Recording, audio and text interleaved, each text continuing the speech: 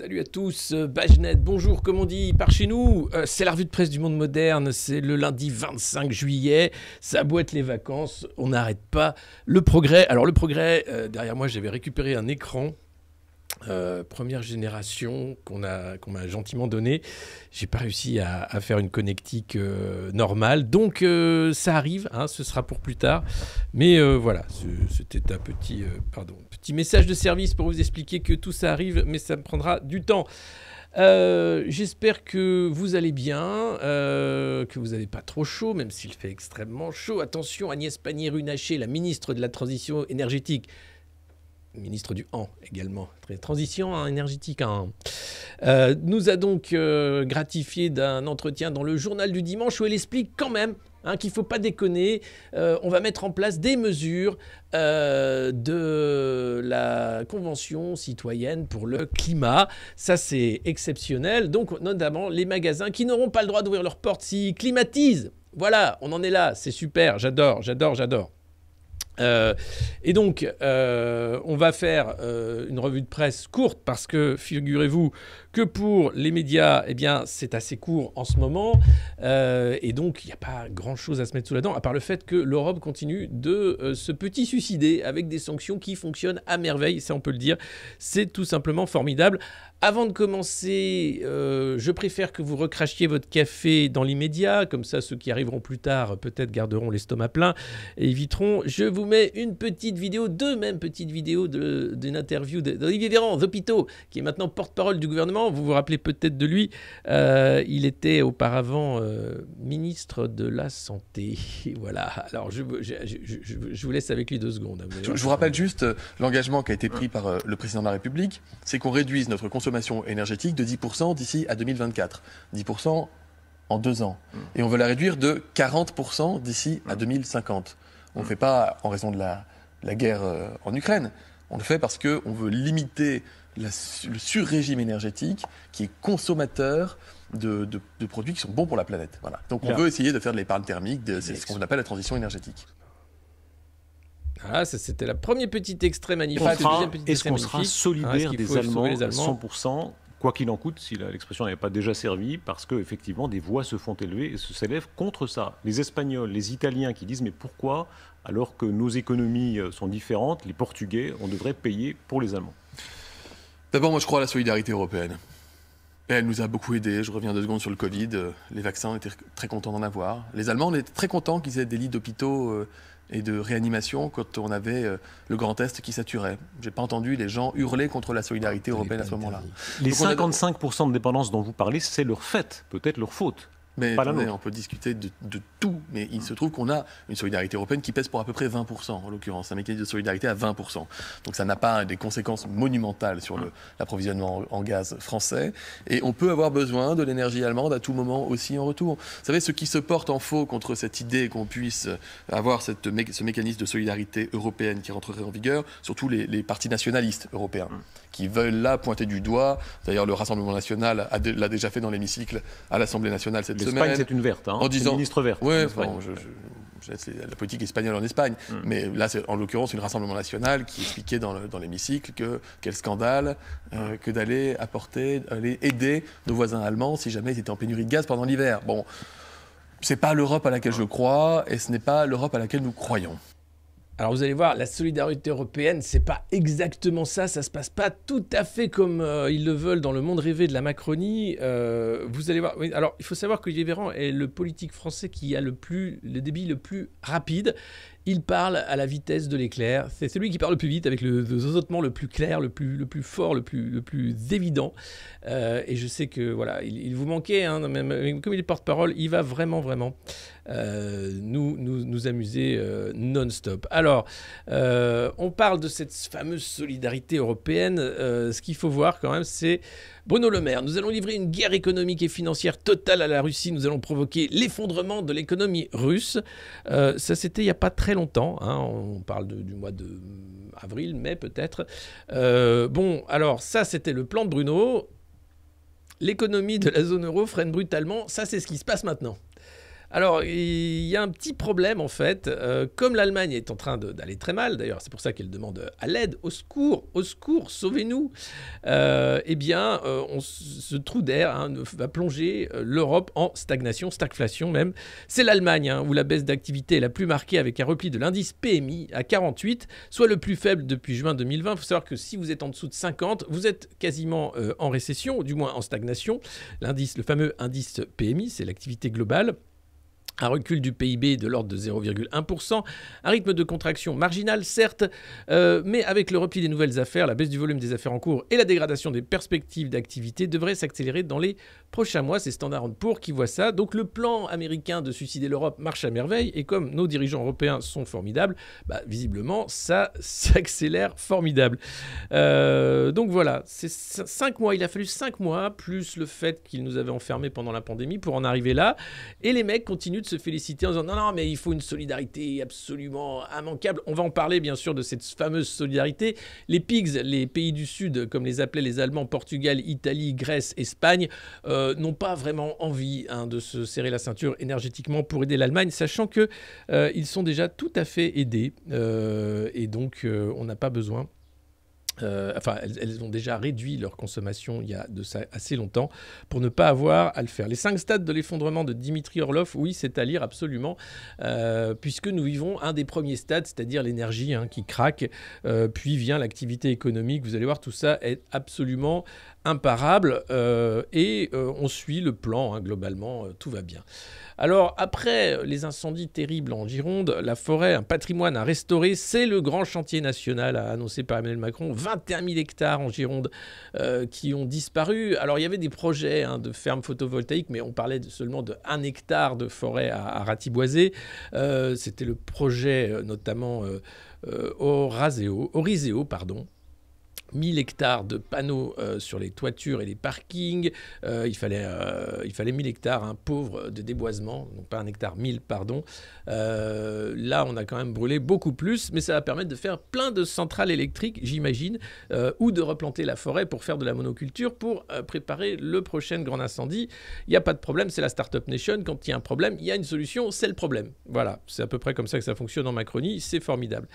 Et puis alors ça, c'est quand même cocasse, c'est même extraordinaire, c'est de la joie, c'est ce qui fait le bonheur en fait de cette revue de presse, le sel, c'est quand tu arrives à comprendre que ces grands fauves, comme on les appelle, ceux qui font la politique font quand même des petites guerres intestines, même s'ils ne le montrent pas, ils sont obligés d'être assez hypocrites. Là, on se retrouve avec un truc assez dingue. Samedi soir, figurez-vous que les députés Horizon, parti d'Édouard Philippe, grand fauve de la majorité, ont voté un amendement contre l'avis du gouvernement avec LR, la gauche et le RN. Un amendement pourquoi ? Eh bien pour aider les collectivités territoriales à supporter le RSA. Voilà.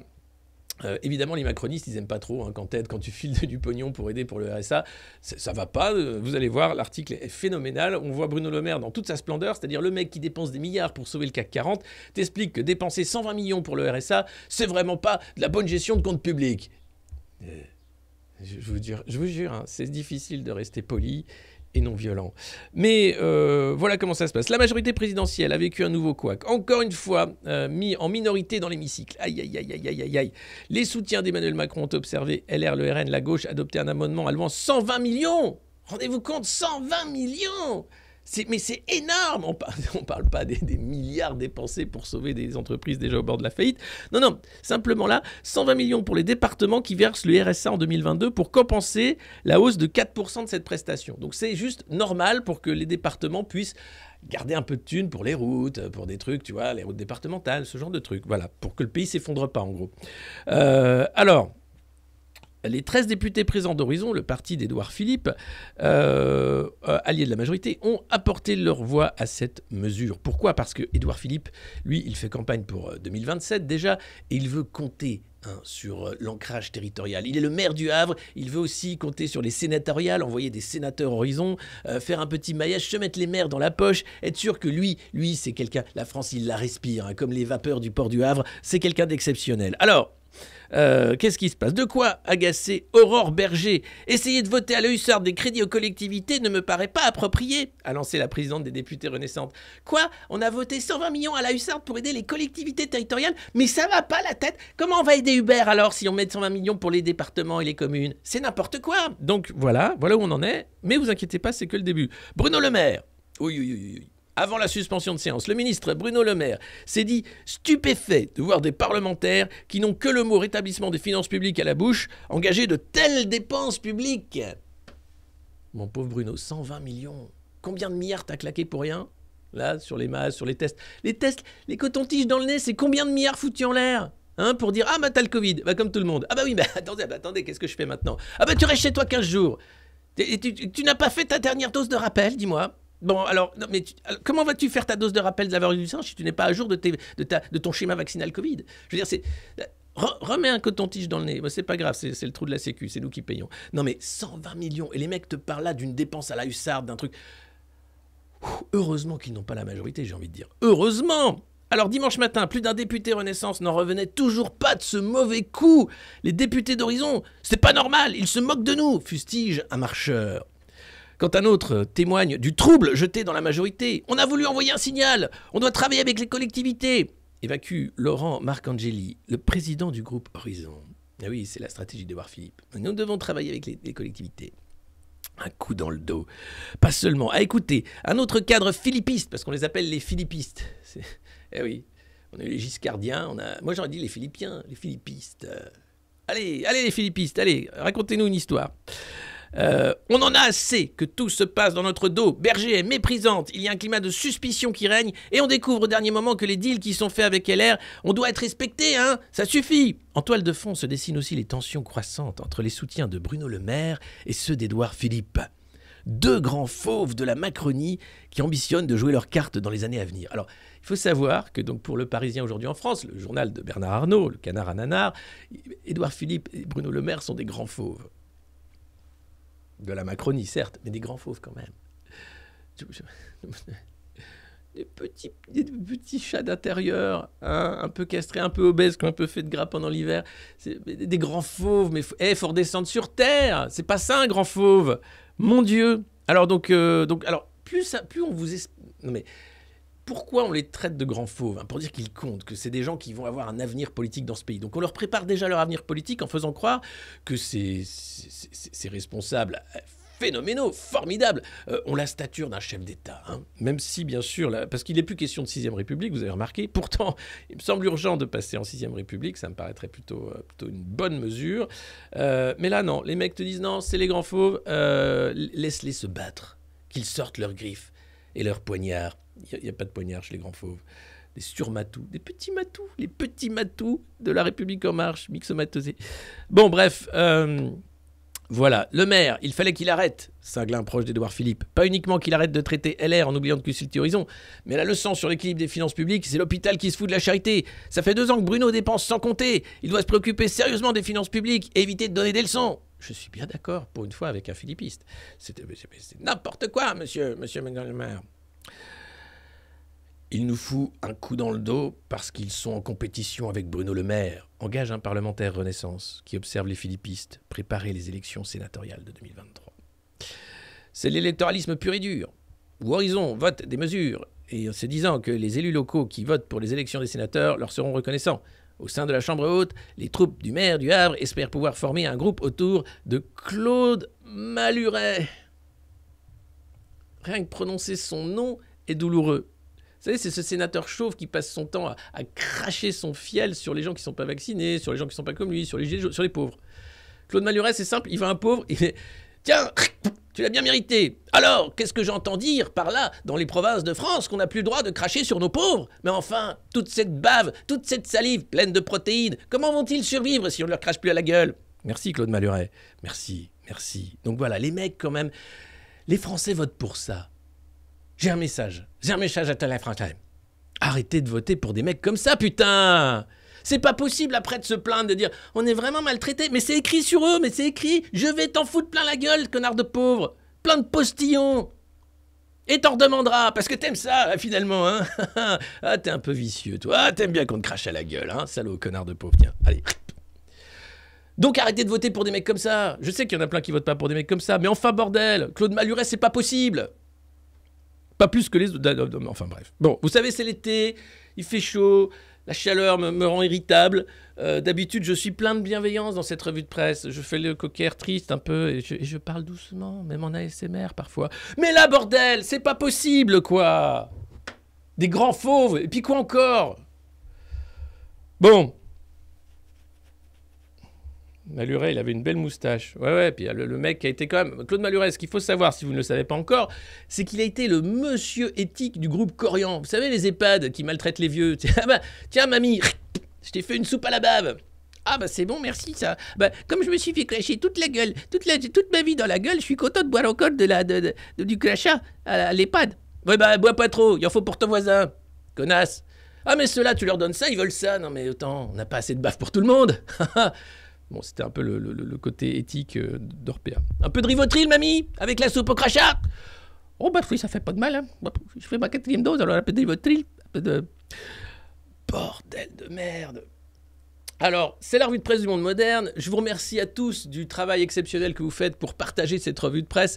Les abonnements YouTube sont en train d'exploser parce que je crois qu'on est les seuls à ne pas faire relâche pendant le mois de juillet. Ou peut-être pas, peut-être parce que vous faites du super boulot. Vous pouvez bien sûr vous abonner ici, comme le fait l'Acapera qui a renouvelé son abonnement pour 6 mois. À l'instant, vous pouvez nous suivre tout simplement, comme ça vous aurez les alertes qui vous diront « Attention, c'est la revue de presse qui est live ». Attention, café. Et donc, n'hésitez pas, bien sûr, à partager un maximum sur vos réseaux à vous, personnels, les liens de cette revue de presse, les lives, bien sûr, mais les replays sur YouTube, ainsi que les différents sites pour s'abonner et faire tout ça. Voilà. Et puis, de mettre des pouces bleus ou rouges ou verts ou que sais-je encore, de mettre voilà, des commentaires aussi. L'algorithme adore ça pour nous faire monter, pour que, à la rentrée, l'audience de cette revue de presse explose et qu'on puisse cracher notre café en cœur et sauver la France en faisant des économies d'énergie. Voilà. On continue. Hop. Bordel de merde. Samedi, l'OMS, avec son patron Tedros machin, là, Tedros, je sais pas, il a un nom à coucher dehors, mais c'est normal, a dit « Attention !» Ils ont voté contre le fait que la variole du singe était dangereux et qu'il fallait remonter le degré d'alerte au niveau maximum, pas encore au niveau pandémie, parce que 17 000 cas dans 74 pays, ça fait pas beaucoup, mais quand même, moi, Tedros Rastapopoulos, le chef de l'OMS, j'avais monté le niveau quand même, hein, pour sortir de... Parce qu'ils ont voté à 9 contre 6 pour dire « Non, ça va, tu vas pas nous emmerder avec ta variole du singe. » Et Tedros a dit « Mais c'est Bill, j'ai eu Bill au téléphone, il veut absolument hein, qu'on vaccine sur la variole du singe, c'est super important. » D'ailleurs, il faut suivre, bien sûr, les consignes de l'OMS. Vaccinez-vous, protégez-vous les uns les autres. Il faut faire, bien sûr, son schéma vaccinal complet. Courez pour avoir le booster de la 4e dose si vous ne l'avez pas déjà fait. Ici, bien sûr, nous respectons hein, la science, le consensus scientifique, ainsi que les consignes de l'OMS. C'est extrêmement important de le rappeler et de rappeler que nous ne sommes pas anti-vaccination. Bien au contraire, on trouve ça génial. Surtout que Joe Biden, par exemple, il a montré la voie. 4 doses de vaccin et puis le Paxlovid pour avoir un tout petit Covid. Donc, ça vaut le coup. Hein, ça évite de faire des formes graves, voire de mourir du Covid. Sauf quand vous mourrez du Covid, même vacciné. Mais ça, c'est autre chose. Hein, ça, on n'y peut rien. Donc là, on nous refait le coup. Et là, je me dis, non, avec le recul, 2 ans, machin, les mecs, ils disent, non, tu vas pas nous emmerder avec ta variole du singe. Eh ben, croyez-moi, ça repart. Ça repart. Ça repart gentiment, hein. C'est pas non plus le délire, mais tu sens que Tedros, il est chaud, hein. Et donc, la question a divisé les scientifiques. Ah ouais, pour une fois que les scientifiques étaient divisés, il n'y a pas de consensus. C'est pas comme pour le vaccin. Hein, on est tous d'accord pour dire que ça marche. Super. Nous, on suit les consignes de l'OMS. Et on vous demande d'en faire de même. Merci. Bordel. C'est la science. Mais 4 doses qui marchent. Ta gueule. Mais le Paxlovid. Tais-toi. C'est la science. Si vous le dites. Donc, alors, signe d'un événement extraordinaire, donc 9 experts du comité d'urgence ont voté contre, 6 pour, et c'est le directeur général, donc le fameux Tedros machin, qui a dit non mais c'est bon, hein, c'est la 7e fois que l'OMS active ce seuil d'alerte maximum depuis 2009. Un message fort est envoyé au monde, ainsi qu'un appel à un sursaut collectif.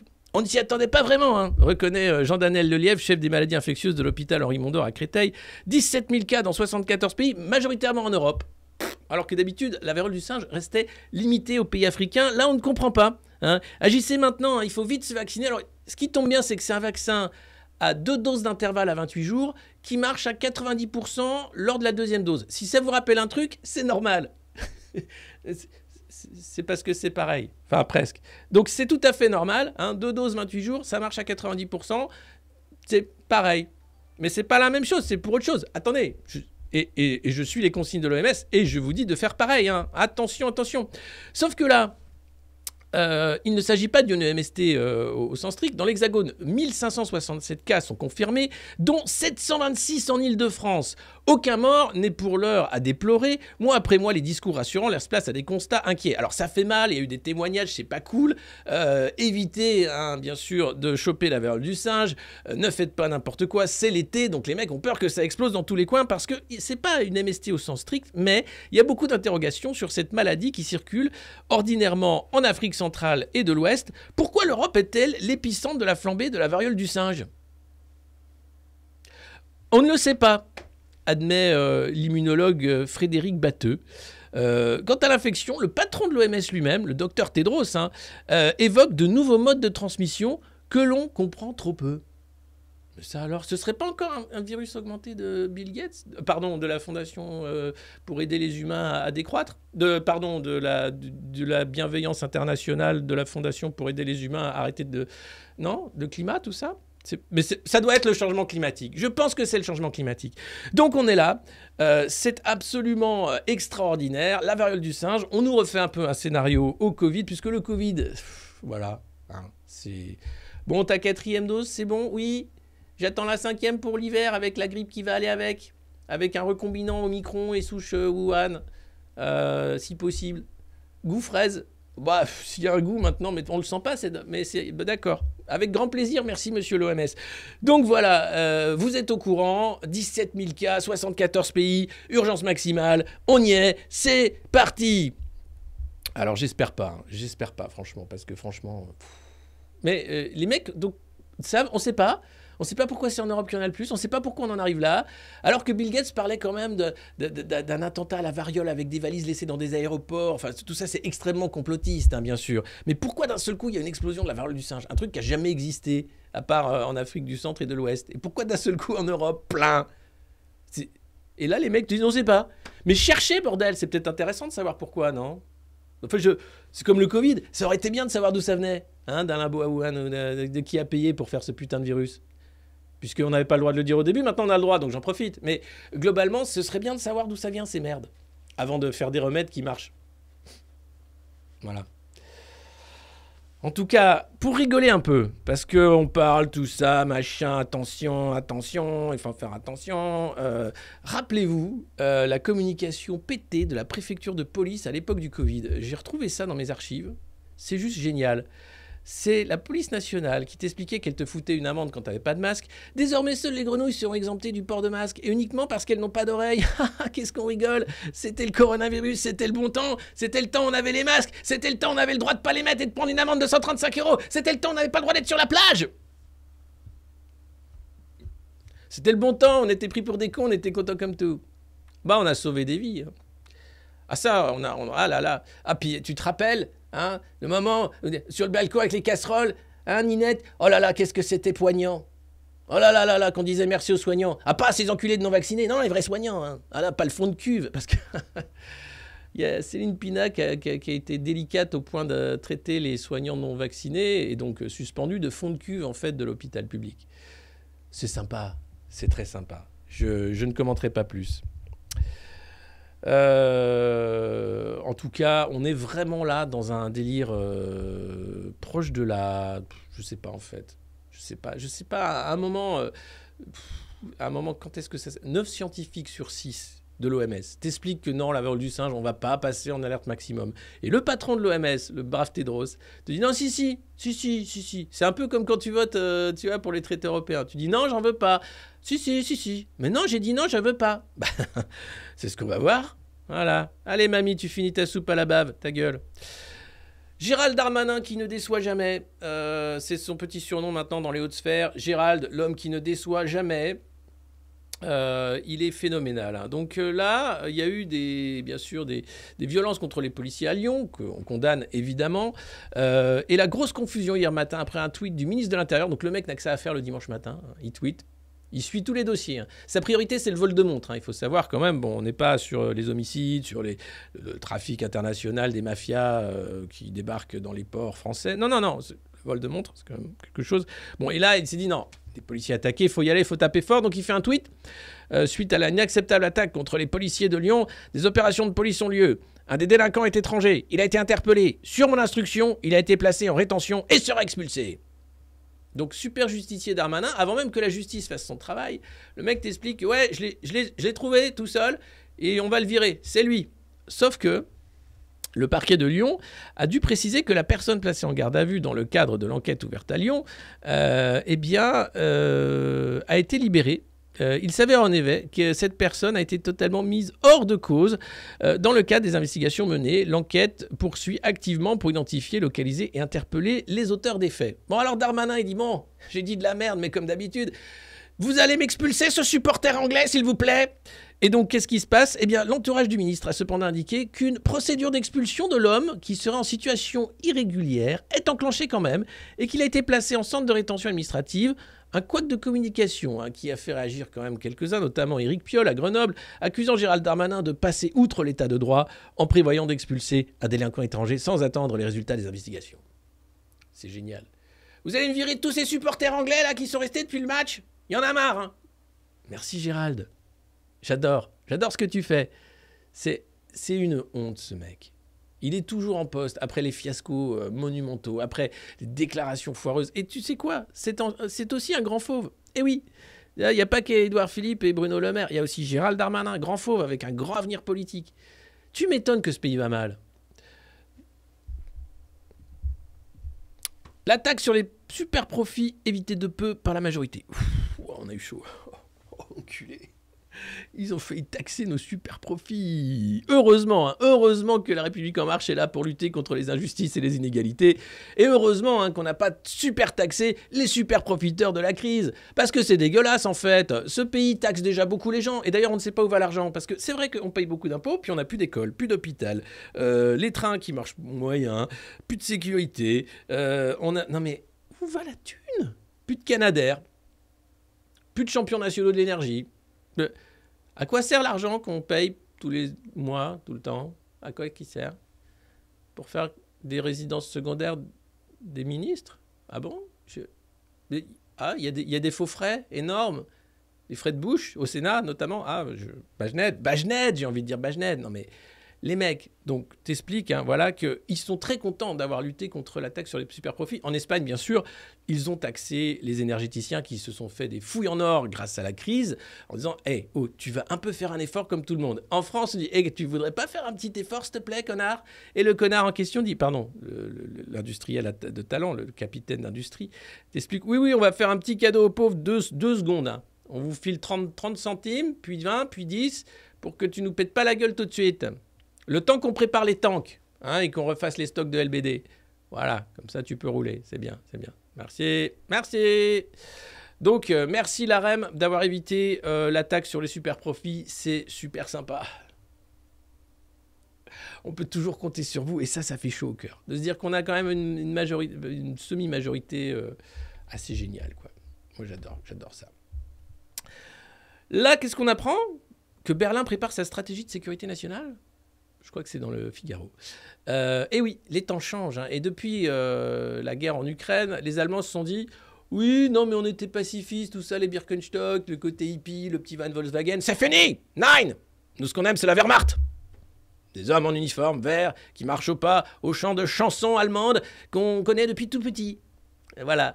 Donc Olaf Scholz ne se cache pas de vouloir faire de l'Allemagne un nouveau grand champion. Et alors, ce qui est génial, c'est que quand tu écoutes ces déclarations, rien à voir avec les déclarations de notre président qui passe son temps à dire que sans l'Europe, on serait rien, que l'Europe, c'est génial. Non. Avec l'invasion russe en Ukraine, donc les Allemands ont vu leurs illusions s'effondrer, celle d'une paix éternelle, d'un pacifisme érigé en institution, la doctrine du changement par le commerce, Wandel durch Handel. et non pas Arbeit-Marktfreiheit, c'est autre chose, par laquelle la Russie et la Chine devaient se libéraliser grâce aux échanges économiques, ça n'a pas marché. L'Allemagne a fait l'autruche pendant des années parce qu'elle était prospère. On a laissé les autres, notamment les États-Unis, faire le sale boulot. Le sale boulot, c'est quand tu tues plein d'enfants pour la démocratie et les valeurs. Hein, ça, c'est normal, c'est le prix à payer. Et tu vas tuer des méchants dictateurs pour faire en sorte qu'après, il n'y ait plus d'État et que tu récupères le pétrole à un très bas prix. C'est très bien foutu. À Berlin, on assure vouloir tourner la page. Rien ne sera plus comme avant, affirme le chancelier Olaf Scholz dans une tribune publiée le 17 juillet dans le Frankfurter Allgemeine Zeitung. Le social-démocrate y dévoile les futurs objectifs stratégiques de l'Allemagne dans la nouvelle donne internationale. Rendre l'Allemagne plus sûre et résistante. L'Europe plus souveraine et l'ordre international plus solide pour l'avenir. Donc on a dans la même phrase, rendre l'Allemagne plus sûre et résistante. Très bien. Pourquoi pas. L'Europe plus souveraine. Alors la souveraineté européenne a 36 États. Je ne sais pas comment ça fonctionne. Je pense que c'est une vaste blague. L'avenir nous le montrera.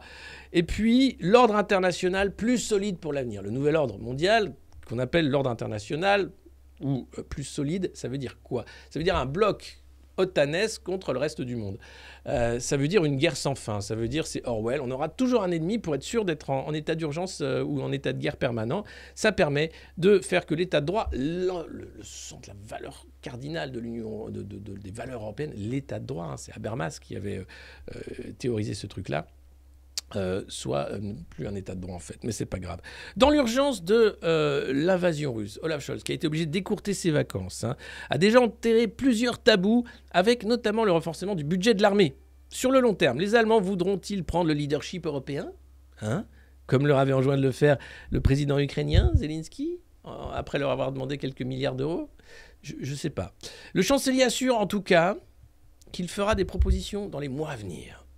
Avant la publication de ces stratégies de sécurité nationale, donc intégrant les propositions des citoyens prévues d'ici la fin de l'année, puisque la ministre de la Défense fait un peu le tour, c'est une vert, un écolo, fait le tour des Allemands, là, elle fait des petits débats citoyens, un peu comme Macron, sauf qu'elle, elle est assise, elle n'est pas au milieu des gens, il n'y a pas des caméras, elle parle avec eux, et les mecs sont en train de se dire, est-ce qu'il faudrait se réarmer? Est-ce qu'on doit faire la guerre? J'ai changé d'avis, je ne sais pas. Tout ça semblait secondaire, mais maintenant, est-ce qu'il ne faudrait pas qu'on ait une grande armée avec plein de tanks? Est-ce qu'il ne faudrait pas qu'on ait l'arme nucléaire aussi? Parce que finalement, c'est pas... celle des Français, bien sûr. Bah oui.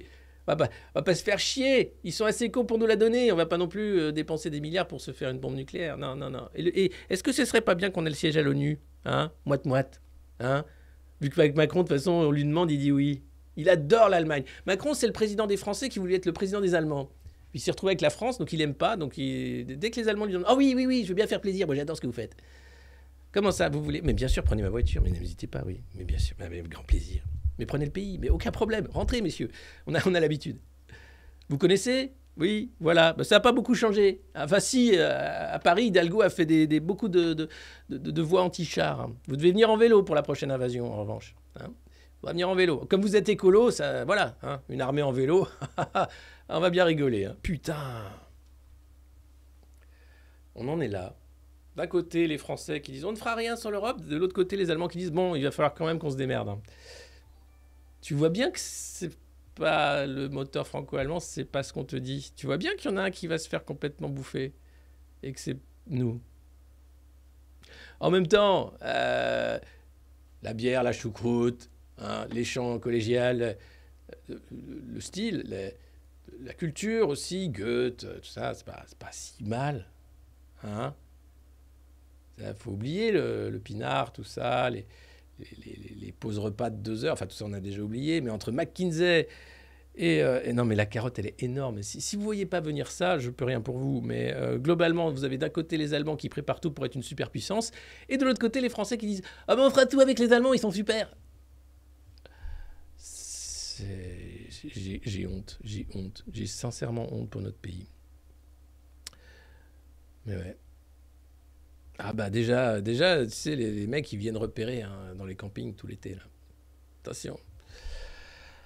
Et puis, à Marseille, les croisières n'amusent plus du tout. Alors, c'est bien beau de fermer les portes des magasins climatisés pour sauver quelques degrés, mais globalement, on continue de faire n'importe quoi, notamment les croisières. C'est quand même de la grosse douille, les croisières. Et là, à Marseille, ça commence à faire chier, puisqu'à la canicule s'est ajouté le 18 juillet une alerte de niveau 2 pour pollution de l'air à l'ozone. Voilà.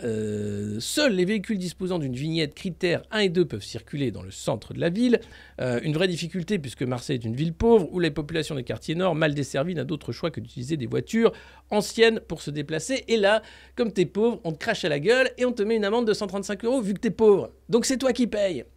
Parce que toi, Bernard Arnault, quand t'es dans ton avion qui vole très haut, tous les jours quasiment, tu fais ça pour créer des emplois. Alors que toi, sale compte pauvre, quand tu prends ta bagnole au diesel qui sert à rien, tu crées rien du tout, tu crées de la pollution. Et c'est normal qu'on te taxe 135 €. Mais et les super profits de Bernard. Donc la prochaine fois que vous faites arrêter par les flics, parlez des super profits. Hein, parlez un peu de Total, de Patrick Pouyanné. Expliquez que vous avez... Non, ça va, monsieur l'agent. Je veux bien être gentil, je suis très respectueux de l'uniforme. Je trouve que vous faites un travail formidable, je ne le ferai pas non plus. Mais s'il vous plaît, monsieur l'agent, allez taxer là où il faut taxer. Merci. De rien.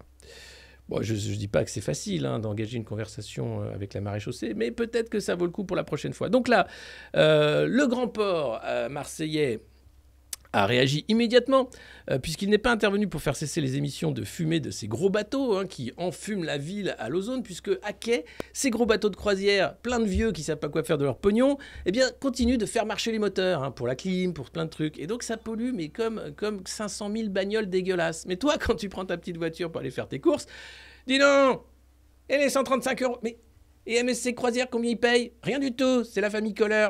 Ils ont tous les droits. Ah bon? Mais moi aussi, regardez, je m'appelle Alexis comme Kohler. C'est pas la même famille, on sait très bien, monsieur. Ne mentez pas. Bon, d'accord.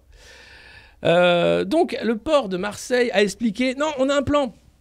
Et oui, pour faire cesser les émissions de fumée, malgré le plan rouge, 50 millions € sont investis dans un programme de connexion électrique des navires à quai. En 2025, ils ne feront plus tourner leurs moteurs lors des escales. Ils vont cramer de l'électricité, produite par des centrales à charbon. Tout ça pour des vieux dans des gros bateaux. Vous voyez le... Non mais... Et après, on t'explique qu'il faut éteindre le Wi-Fi la nuit.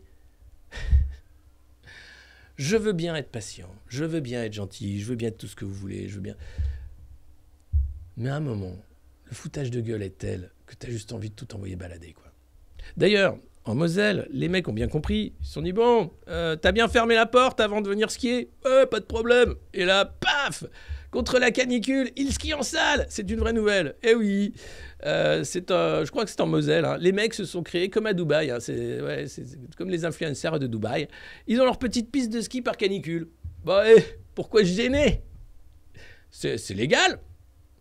Ah ouais, c'est légal. Ouais, c'est bien le problème. C'est-à-dire qu'on va fermer les Wi-Fi, éteindre les lumières. Bon, ça aurait dû être fait depuis longtemps. Fermer les machins. Mais là, mais putain, mais à quel moment... tous ces pauvres à qui on crache à la gueule à longueur de temps, qu'on prend pour des cons, H24, vont se réveiller et vont désobéir. À quel moment ça se passe, en fait? Tu vois, la bascule. Non, c'est la goutte d'eau, là. Parce que la goutte d'eau, il y en a eu des gouttes d'eau, quand même. Depuis le Covid, je veux dire, il n'y a eu que des gouttes d'eau. À la base, c'est un épisode Sévenol, en vrai, de bave. Et là, non, c'est quoi? C'est contre la canicule. Mais non, c'est pas contre la canicule. C'est n'importe quoi. C'est des mecs qui vont skier dans une salle parce que c'est légal. Et puis parce que c'est bien, on se rafraîchit. Sachant que la ville d'Issy-les-Moulineaux a quand même fermé une piscine parce que ça consommait trop d'énergie. Ouais, c'est vrai. La ville d'Issy-les-Moulineaux, à Paris, quoi, c'est pas non plus, tu vois. Ils ont fermé un de leurs bassins parce que non, ça consommait trop d'électricité. C'est pas parce que toi, t'es en ville, tu crèves de chaud que t'as envie d'aller à la piscine. Non. Mais on a ouvert une salle de sport d'hiver. Ah, ça remplace la piscine. Et en termes énergétiques, une broutille, rien du tout. De toute façon, c'est les enfants de la mine qui nous ramènent du charbon directement depuis la Moselle. C'est dingue. Mais quand tu fais les petits points, que tu relis le truc, ça n'a aucun sens qu'ils nous vendent ce truc sur le changement climatique avec toi qui va être responsable de tout, alors qu'en fait, tu n'y peux rien. Pas grand-chose. Non, c'est pas comme ça que ça va se passer. Donc soit t'interdis les gros bateaux, et là je suis d'accord, éventuellement je coupe le Wi-Fi la nuit, soit t'arrêtes de me faire chier. Soyons clairs, employons des mots. Dans l'opinion, l'Europe, la rancœur prend le pas sur la solidarité énergétique. Ah bon, qu'est-ce qui se passe? En fait, il y a eu les 27 ministres de l'énergie qui se sont retrouvés mardi à Bruxelles qui vont se retrouver mardi à Bruxelles, donc on va rigoler demain, pour un conseil extraordinaire, pour s'accorder autour du plan de réduction de 15%. Hein. Donc voilà, il faut qu'on fasse des efforts pour aider les Allemands. Donc on arrête de consommer 15% de gaz d'ici un an à peu près. Alors 10%, nous a dit Agnès et Olivier, des hôpitaux. Un grand nombre d'États membres ont toutefois déjà exprimé leurs réserves.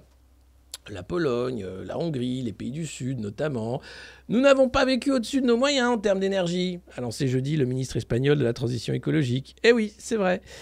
Ça fait longtemps qu'on fait attention. Nous, on n'exporte pas des grosses voitures qui polluent à l'autre bout du monde en utilisant du gaz russe pour faire tourner les usines. Nous. On n'a pas fait de troïka pour censurer la Grèce. Nous. Donc, tu sens très bien que la belle solidarité européenne pourrait, quand même, à un moment, il va falloir ripolliner un peu tout ça pour être sûr que les mecs y croient quand même. En disant, non, mais si, c'est Macron, il l'a dit, c'est super.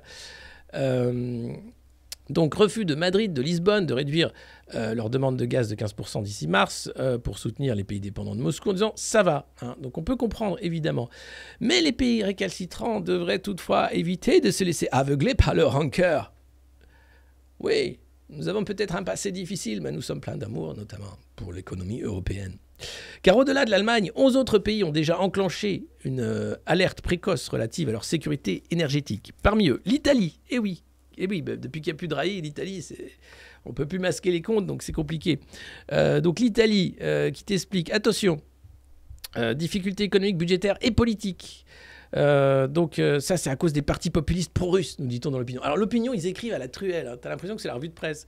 Moi je suis caricatural, bon là tu te dis j'achète la presse, c'est peut-être pour les... Non, c'est pareil, avec moins de gros mots, moins d'humour aussi notamment, mais globalement c'est écrit à la truelle. Alors, les mecs t'expliquent que quand même c'est à cause des partis populistes pro-russes. Donc quand on est contre l'Union Européenne, on est forcément pro-russe, c'est ça ? Enfin, l'Union Européenne d'Ursula, hein, parce que l'Union Européenne, c'est une belle idée, mais il ne faut pas la faire comme ça, les gars. Il faut arrêter. Attention, réduire économie pour Allemagne, sinon sanction. C'est quoi cette merde? Déjà, on paye tout, là, pour vous, et pourquoi? Ta gueule! Donne maintenant le siège à l'ONU. Donne. Merci. Au revoir.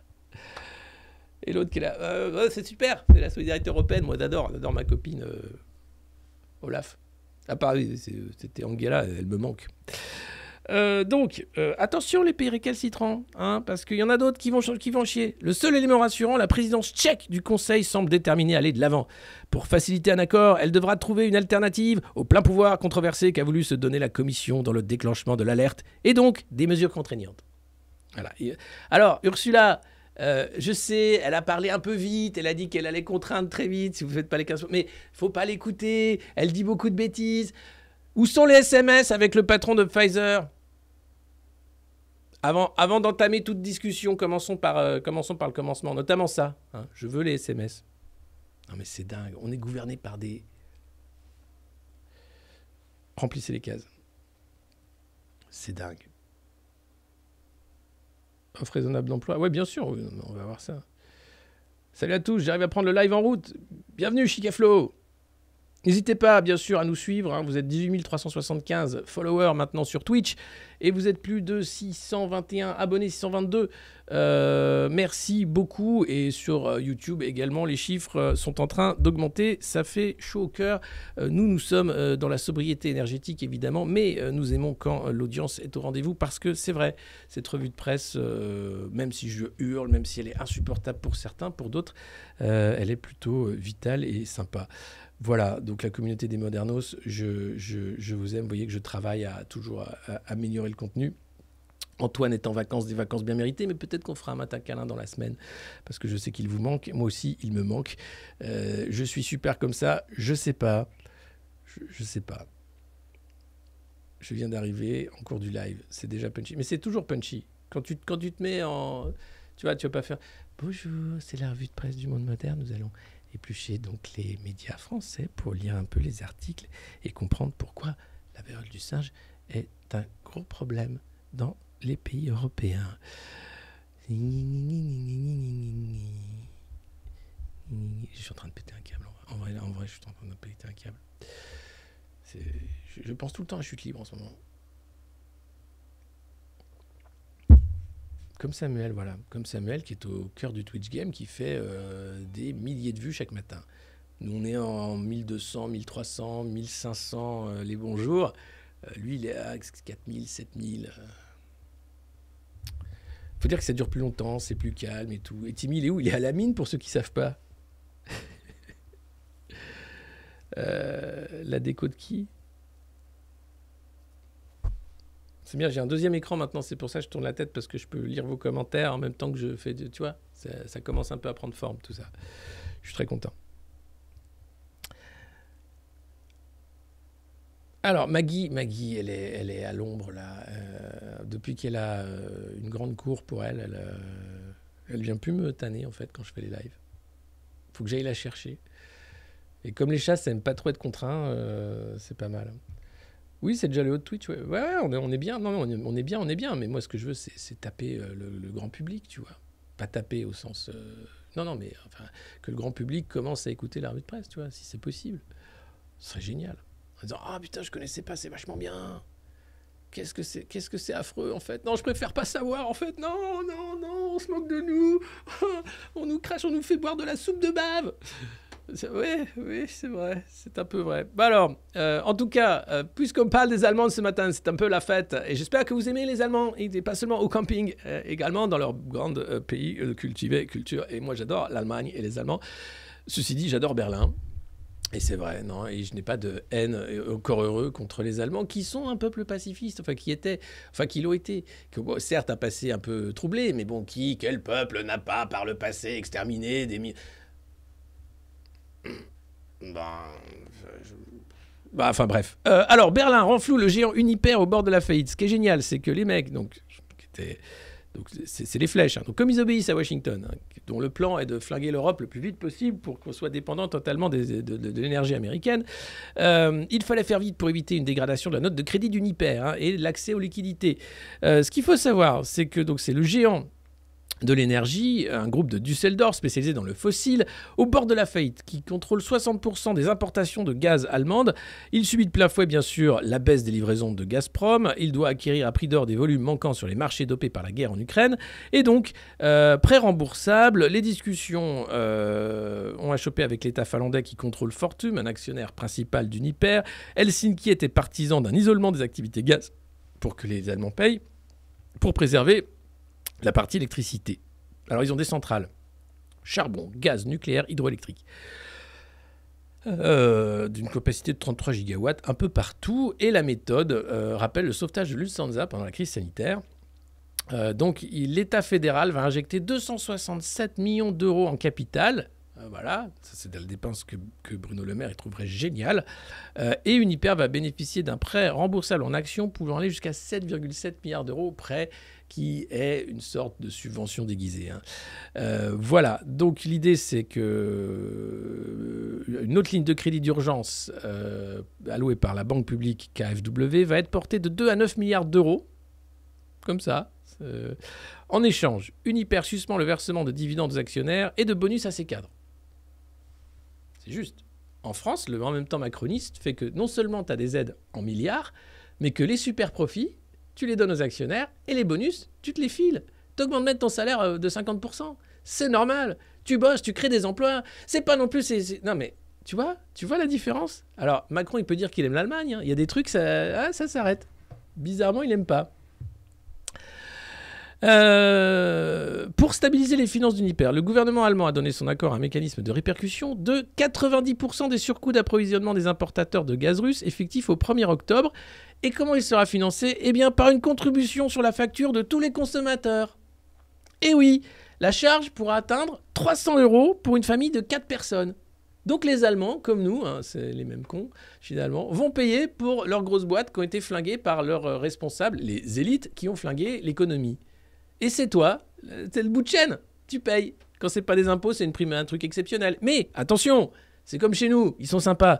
Le chancelier Olaf Scholz explique quand même qu'ils ne seront pas seuls, hein. Voilà, il a lancé un appel en expliquant qu'il y aura des réformes des minima sociaux, de l'aide au logement, début 2023, qui seront paramétrées et qui vont un peu amortir cette surtaxe pour sauver Uniper. Donc les Allemands vont payer 300 € quasiment par ménage pour sauver leur entreprise flinguée par des gens qui devraient finalement eux payer, tu vois, ou les super profits. C'est génial. C'est génial. Et tout ça fonctionne, mais à merveille. Et tu te demandes pourquoi. Mais tu te dis, mais non, ça marche. C'est pas possible. Ils sont pas aussi cons. Si, comme nous, comme chez nous. Pareil, les mêmes. Impressionnant. Impressionnant. Et puis, dans Libération, au sein de la zone euro, nous avons gagné en agilité économique. Formidable entretien de... je ne sais plus comment elle s'appelle, pardon. Laurence Boone, et non pas Danny Boone. La nouvelle secrétaire d'État chargée de l'Europe estime que l'Union européenne dispose désormais d'outils pour faire face à une nouvelle crise et évoque la possibilité d'un fonds de relance lié à la crise énergétique. On n'a pas assez claqué de thunes avec les aides spéciales, le quoi qu'il en coûte pour le Covid. On va se faire un petit quoi qu'il en coûte, hein, pour la crise de la planète, tout ça. C'est les pauvres qui payent de toute façon. L'idée, c'est de sauver les profits, hein, pas la planète. Alors, les facteurs d'incertitude s'accumulent, on ne peut pas le nier. Avec les conditions économiques qui se dégradent, notamment avec le retour d'une forte inflation et la réduction des livraisons de gaz russe, la démission de Mario Draghi en Italie rajoute de l'instabilité à une situation déjà tendue. Mais la situation de l'Italie n'est plus la même. L'ex-président de la BCE, qui rassurait par sa personnalité et qui a réussi à mettre en place un gouvernement transpartisan, l'ex de Goldman Sachs surtout, a mis en œuvre des réformes, auxquelles l'Italie s'est engagée, afin que l'argent du Fonds de relance européen puisse produire tous ses effets. Pourquoi elle parle avec l'accent allemand, Laurence Boone? Qu'est-ce qui se passe? Pourquoi? Elle parle déjà allemand? Mais c'est impressionnant. Impressionnant. Donc évidemment, donnez-nous des sous, on flingue la retraite des pauvres. C'est bon? C'est bon, voilà. On remercie l'Europe pour les sous. Comment ça, tu travailles jusqu'à 75 ans et t'es pas content? Mais c'est une chance de travailler jusqu'à 60. Ça veut dire que tu es en bonne santé. Hein? Regarde en Allemagne. Quoi? Non, mais c'est dingue, c'est dingue, c'est dingue. Donc c'est vrai que tu sens l'accent allemand dans cette interview. Hein, c'est assez particulier. En même temps, la zone euro d'aujourd'hui n'est pas celle de 2010. Et l'Italie n'est pas la Grèce. Mais non, absolument. Depuis 2010, beaucoup de choses ont été faites. Hein. La création du mécanisme européen de stabilité. Donc ça, c'est la BCE qui te fait payer pour que l'euro éclate pas en vol. Puisqu'il y a le spread. Donc le fait que chaque pays emprunte pas du tout au même taux. Et donc les Allemands sont pas contents. Il y a des nouveaux outils créés par la BCE. Et plein de choses. Alors... autre question formidable. L'Union va s'élargir à 36 pays. Est-ce que cela ne pose pas la question de la réforme des institutions européennes, que refuse une large majorité de pays? Oui, tout le monde a conscience qu'on ne peut pas gouverner à 40 comme on gouverne aujourd'hui. C'est pour cela que le président de la République est favorable à la convocation d'une convention de révision des traités. C'est d'ailleurs à son initiative que s'est tenue la Convention citoyenne sur l'avenir de l'Europe, qui a conclu ses travaux le 9 mai et qui a suggéré une série de réformes. On ne peut ignorer les demandes des citoyens et on leur doit une réponse. Mais on peut déjà faire beaucoup sans modifier les traités, ce qui est une procédure lourde. Par exemple, on peut utiliser les clauses passerelles, qui permettent, certes à l'unanimité des chefs d'État et de gouvernement, d'étendre le domaine du vote à la majorité qualifiée, chacun ayant confiance qu'on ne peut pas continuer à donner à un pays un droit de veto pour la nuit des temps. Comme ça, on force les récalcitrants à payer l'énergie encore plus chère, à aider l'Allemagne à ne pas faire défaut. C'est génial, non? Si, c'est super. Et puis, il ne faut pas s'interdire de réfléchir à la gouvernance des institutions, même de la Commission européenne. Tu m'étonnes! Ce serait bien de virer Ursula, si elle file pas ses SMS. Rien que ça, déjà, ça ferait un bien fou, en fait. Non? Démission. Non? On arrête avec la commission démission. Alors, pas question que le Conseil lâche l'Europe, bien sûr. Alors, la guerre en Ukraine ne marque-t-elle pas la mort cérébrale du concept d'autonomie stratégique européenne et le retour à la vie de l'OTAN? Au contraire, c'est le sursaut de la souveraineté européenne. L'autre nom de la souveraineté européenne, c'est l'OTAN. Comme le montrent les sanctions sans précédent que nous avons prises, les avancées en matière de politique industrielle visant à réduire nos dépendances, et bien sûr la défense européenne. Les mecs foutent en l'air l'économie européenne et t'expliquent que c'est génial. Comme ça, on a la souveraineté européenne, c'est Washington qui décide de tout. Mais putain, mais c'est brillant comme idée, Laurence Boone. Mais c'est brillant, c'est brillant. Quelles sont les limites géographiques de l'Union, maintenant que les 27 ont accordé le statut de candidat à l'Ukraine, à la Moldavie et reconnu la vocation européenne de la Géorgie? La limite? Mais c'est l'état de droit. Plus on doit renforcer cet aspect, c'est d'ailleurs pour cela qu'on a révisé la procédure d'élargissement pour la rendre plus exigeante dans ce domaine, et afin que tout recul soit immédiatement sanctionné. Alors par exemple, censurer des médias qui avaient l'agrément du CSA, ça c'est pas l'état de droit. C'est hors de l'état de droit, ça, Laurence, par exemple. Par exemple, l'état d'urgence sanitaire, c'est hors de l'état de droit, ça, complètement. Complètement. Le pass vaccinal, c'est totalement hors de l'état de droit, ça aussi. Donc l'état de droit, c'est une coquille vide qui permet aux européistes de te faire croire que c'est ça la valeur européenne. Or, des textes de loi n'ont jamais fait valeur pour ce qui est un ensemble géographique, culturel, historique. Cette invention d'Habermas de l'Europe légale fondue dans l'état de droit, pour justement que les Allemands préfèrent l'État à leur pays, puisque leur pays avait eu un passage nazi quand même assez terrible, emmène l'Europe vers ces terres-là finalement de flou géographique, puisqu'il n'y a pas de limite, il suffit d'être dans l'état de droit, mais tu peux dire que tu es dans l'état de droit et faire n'importe quoi, comme je viens de l'expliquer précédemment. Donc c'est absolument n'importe quoi. Après, vous avez quand même un truc qui tient, c'est la Mitteleuropa, cette Europe des cafés où les villes se ressemblent, on a une histoire commune, de guerre, de passage d'université, d'international, mais globalement, c'est n'importe quoi. Alors, l'état de droit, ce n'est pourtant pas une limite géographique. Où s'arrêtera-t-elle? On ne peut pas le dire aujourd'hui, de façon certaine. Il faut rester ouvert. Ah oui, moi je vois bien la Chine en Europe. Et pourquoi pas? Après tout. Cela dépend à la fois de la capacité des États candidats à se réformer, car l'élargissement est un chemin exigeant, et de la capacité de l'Union à approfondir ses politiques et institutions pour être en mesure d'accueillir de nouveaux membres sans perdre en efficacité. L'idéal serait que l'influence de l'Union européenne aille bien au-delà de ses frontières. Voilà. Voilà. Voilà, alors je lis la suite parce que je n'avais pas lu jusque-là, mais comme je le dis, c'est un outil, nos valeurs, pour consolider cet espace démocratique qui doit aller au-delà des frontières actuelles de l'Union. Je sais qu'il y a d'abord eu des interrogations, mais désormais, on sent de l'intérêt, notamment des États non membres de l'Union européenne. Tu m'étonnes. Il y a de l'argent, c'est facile. Il faut faire quoi? Supprimer la retraite des pauvres? Nickel. Ils n'en ont pas de toute façon. Nickel. Il faut mettre le drapeau européen à côté d'une autre? Aucun problème. On le mettra derrière, ça se verra moins. Super. Non mais génial. C'est un plan de génie. Quel blabla. Mais tu m'étonnes. Mais les mecs sont en roue libre, ils ont flingué tout. Et là, sur un tas de cendres, ils sont contents. Ah, puis il y a des choses qui ne se perdent pas. À l'Île-Dieu, lieu de mémoire pour les derniers fans de Pétain. Et oui, il y a des fans de Pétain. Il n'y a pas que Éric Zemmour, il y en a un paquet de fans de Pétain, apparemment. Et ils se retrouvent. Il y avait, comment il s'appelle, François Mitterrand qui allait fleurir la tombe de Pétain. Ce grand soldat, grand boucher de la guerre 14-18, qu'on appelle donc un grand soldat. Et donc là, ils se retrouvent chaque année à l'Île-Dieu. Alors les habitants de l'Île-Dieu en ont un peu ras-le-bol. L'an dernier, ils avaient cramé une poubelle la veille. Ah non, c'était en 2017, la nuit précédant la cérémonie, ils avaient cramé un conteneur à poubelle. Là, ils ont juste mis des petits panneaux en disant « Pétain était un salaud, ceux qui viennent le commémorer sont des fachos, ils ne sont pas les bienvenus, aïeux ». Et là, c'était une cérémonie, donc le 23 juillet. Tous les pétinistes qui comptent et qui sont fiers d'être pétinistes s'y rendent dans le petit cimetière de Port-Joinville, où il a été inhumé en juillet 1951. Cette année, c'était une commémoration qui coïncidait avec les 80 ans de la rafle du Veldiv. Donc c'était particulièrement odieux, puisque là, c'est la police française. C'est français, monsieur, qui a arrêté les Juifs, bien sûr, pour les déporter, pour être prévenant avec les demandes des Allemands. On a toujours ce côté prévenant en France. On sait accueillir l'envahisseur avec talent, toujours. Et donc là, il y avait les maréchalistes étaient représentés par les nationalistes d'Ivan Benedetti, une ressucée de l'œuvre française dissoute après le meurtre de Clément Méric, avec pour mot d'ordre Maréchal toujours là. Eh oui. Les membres de l'association sont là pour défendre la mémoire de Pétain, ainsi que les nationaux catholiques de Civitas, qui ont organisé un pèlerinage pour l'occasion. Une gerbe a été déposée sur la tombe de l'ancien dirigeant de l'État français et un artisan de la collaboration avec l'Allemagne nazie. Bien sûr, une sépulture, il faut savoir, où il est écrit « Philippe Pétain, maréchal de France ». Voilà. Il a été quand même frappé d'indignité nationale à l'issue de son procès à la Libération et démis de la dignité du maréchalat, mais sur sa tombe, c'est marqué qu'il est maréchal de France.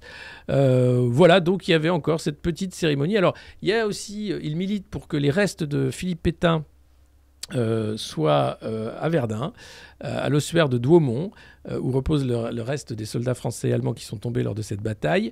D'ailleurs, en 1973, il y avait eu le vol du cercueil de Pétain pour justement le mettre là. Voilà. Il n'y a pas eu de trouble à l'ordre public, à part cette petite manifestation de pancartes. Mais donc, c'est incroyable de voir qu'il y a des fans de Pétain qui se réunissent sur la tombe du maréchal démis de son maréchalat. Ça, on en a parlé. J'ai oublié de faire la capture d'écran, mais il y a un article exceptionnel sur l'obésité qui est un fléau. Je vais essayer de le retrouver si vous me donnez 2 minutes. Je crois que c'est dans le Figaro. Là encore, l'obésité est un marché exceptionnellement juteux pour les big pharma qui vont lancer des médicaments contre l'obésité. Alors, il y a bien sûr des problèmes physiques, mais il y a aussi le problème de la malbouffe, où les pauvres sont les plus touchés. Mais là, rien. On parle simplement de médicaments qui vont être super contre l'obésité. Alors attendez, est-ce que je vais le retrouver ? Excusez-moi, je perds un peu de temps parce que j'ai pas fait mon boulot comme il fallait. L'obésité, le futur Eldorado de la pharmacie. Un marché qui pourrait dépasser les 50 milliards de dollars de revenus en 2030. Une fois que les vaccins seront passés, tout ça, on va dire, tiens, on va faire un vaccin contre l'obésité. C'est pas un vaccin. Vous allez voir, ils ont des médicaments avec des noms complètement pétés, mais c'est pas un vaccin. Un fléau, donc maintenant, qui touche l'Europe, l'Asie et non plus seulement les États-Unis. Ça, il suffit de suivre la malbouffe et tu as l'épidémie d'obésité qui va avec. 50 milliards de dollars de revenus d'ici 2030 grâce à l'obésité. C'est formidable. Ça, c'est Morgan Stanley qui a analysé ça. C'est un vivier de blockbusters. C'est des médicaments qui réalisent plus de 1 milliard de chiffre d'affaires. Donc, plutôt que de dire aux gens, arrêtez de bouffer de la merde ou de contraindre les industries agroalimentaires de produire de la merde, non, on va faire des médicaments parce que tu manges de la merde. Mais ce monde n'est pas sérieux. Comme je vous dis, j'ai du mal à garder mon calme. Mais là, c'est vraiment, vraiment dégueulasse ce qui se passe. Donc les mecs qui font des lois font clairement des lois pour les lobbies, pas pour la santé des populations. Sinon, déjà, on interdirait l'utilisation massive du sucre dans tous les produits dérivés, le fait que les mecs puissent mettre des adjuvants dégueulasses qui provoquent le cancer, dans la charcuterie notamment. Tout ça, non, c'est bon. C'est légal. On a un peu baissé les seuils, mais allez-y. Faut créer des emplois. Et là, tu te dis, mais c'est génial, on crée des gros, on crée des médicaments, on crée des emplois. Mais super. Donc là, on est un peu dans ce qui a été le montée du marché de l'hypertension dans les années 90, qui a culminé à 30 milliards de dollars. Donc chaque pathologie est un marché. Il ne s'agit pas de prendre soin des gens, il s'agit de se faire un max de thunes. En prenant un peu soin des gens quand même, parce qu'on n'est pas des salopards, mais quand même. Alors, progression fulgurante de l'obésité. 650 millions de personnes sont obèses sur la planète. C'est 1,9 milliard d'êtres humains en surpoids. En France, c'est 8,5 millions d'obèses, 17% de la population adulte, soit une hausse de 13% en 10 ans. D'autre part, il s'agit d'une pathologie très peu prise en charge. Il n'y a rien actuellement. Les patients sont réticents à consulter, les médecins sont peu formés à cette maladie, aux solutions thérapeutiques. Et l'environnement évolue. On sait que l'obésité est liée à au moins 18 maladies et 13 cancers. Et elle a été reconnue en 2013 comme maladie chronique aux États-Unis. En Europe, seulement l'an passé. En France, c'est toujours pas le cas. Donc, en fait, les patients ne peuvent pas être remboursés forcément par la sécurité sociale. Mais la Haute Autorité de Santé, vous savez, celle qui juge que, de toute façon, même si c'est pas la peine de réintégrer les soignants non vaccinés, ils ne servent à rien, a néanmoins publié le mois dernier de nouvelles recommandations de prise en charge de l'obésité en fonction du niveau de sévérité. Voilà. Alors là, on a l'appétit des biotech. Et oui, la croissance annoncée s'explique par l'innovation en cours.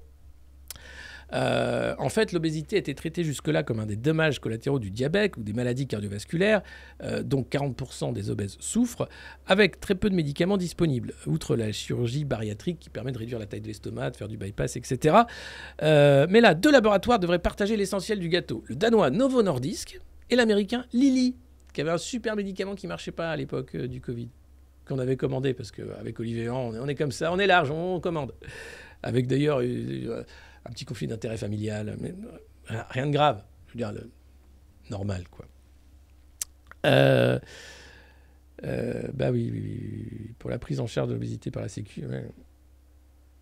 Alors attendez, vous allez voir. Le nom des médicaments. Donc, Novo Nordisk et l'américain Lilly avec leurs hormones thérapeutiques. Le premier commercialise un médicament ciblant spécifiquement l'obésité, le Wegovy. Voilà, moi j'adore les noms de médicaments, j'en fais un truc. Alors, j'avais créé le personnage de Jean-Michel le chaman, qui est un mec qui prend des substances pour inventer le nom des médicaments, tu vois, en faisant des hallucinations, quoi. Donc le Wegovy, disponible depuis 1 an aux États-Unis et depuis mars dernier en France pour régime de l'accès précoce qui permet son remboursement pour les patients atteints d'obésité avancée. Une grande chance pour les patients français qui sont les seuls en Europe à l'avoir reçu. Quant à Lilly, son médicament s'appelle le Mounjaro. Wegovy contre Mounjaro. 2 tribus s'affrontent dans Koh-Lanta. Les Wegovy, vous êtes prêts? Oui. Et les Mounjaro. Alors, qu'est-ce qui s'est passé, les jaunes? Cette artère bouchée. Pourquoi ça n'a pas marché?